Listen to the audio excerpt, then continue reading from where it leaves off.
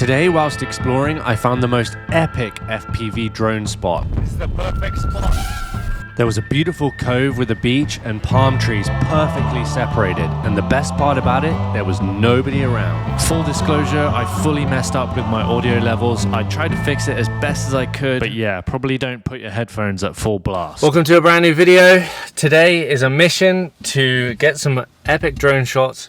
We're going to Dorado, which is a place that we used to spend a lot of time when a bunch of my friends were teaching kiteboarding there. There's a really cool beachscape, and flying the drone there is going to be awesome. So we're off to do that. It's about 30 minutes outside of San Juan, maybe less. So let's get to it.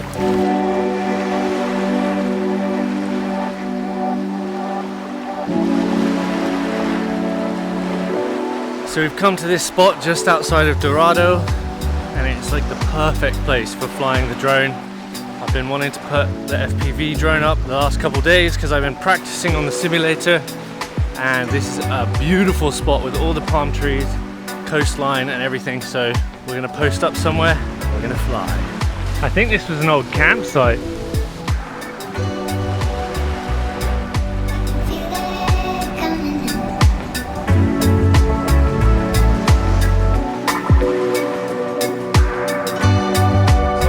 DJI FPV in a hard case just to make sure that everything doesn't get squished and everything is good. I've been super happy with it lately, but there's a lot of components that you need to make sure you remember as well, which is why I think this hard case is really good, because I can just put it all in there. Another interesting thing to remember is that these batteries, if you don't charge them regularly, then they will discharge within a couple of days. I think you can set it on the app. You can, at least with the Mavic.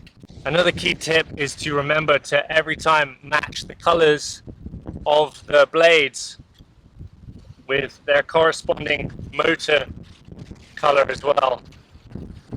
Because if you don't do that right, you're going to have a bad time.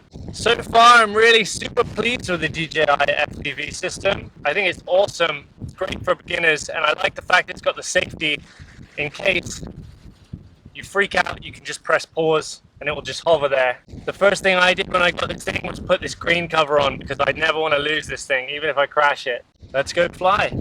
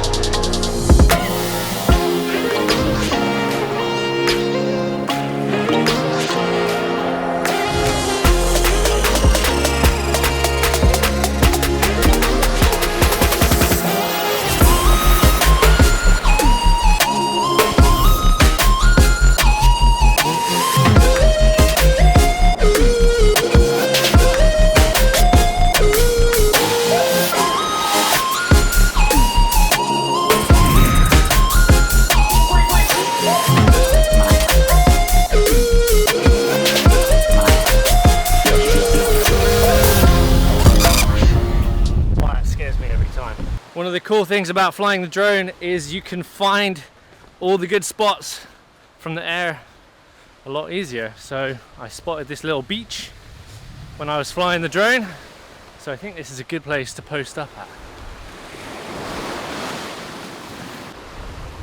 It's quite windy out there today, but that's not a problem. A lot of people were nervous about how much these things can fly in. This drone is the Mavic Air 2, and it can fly in pretty high winds actually. I often shoot kiteboarding, so that's happening in super high wind, and one of the guys that I work for is like the big air champion, which is the highest winds you can go in. And this thing has managed to withstand like 40-mile-an-hour gusts and like high 30s sustained. It always gives the error on the app, but most of the time, if you know how to fly the thing, you can fly it back. The key is to start downwind with the controller and fly it upwind. So you know that if it ever goes bad, you can always fly it downwind and it takes less energy. The problem is, if you fly far away downwind, the battery level gets too low and it can't get back upwind, then it's just going to descend into the water or just hover, however your settings are. So always fly the drone upwind from where you are, or make sure you at least have a wind shadow that you can fly down in, but that's a little more complex. Check out this awesome beach we found.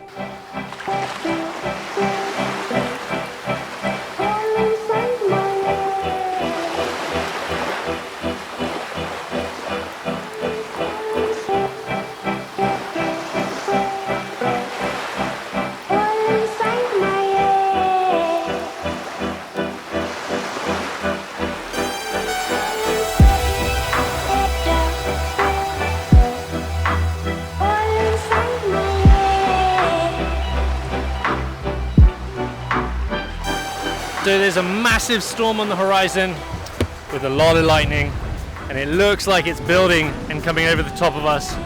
So I think this is a good time to say goodbye to our little paradise spot and head back to the car. Thanks for watching. Please subscribe if you feel so inclined, and I'll see you on the next one.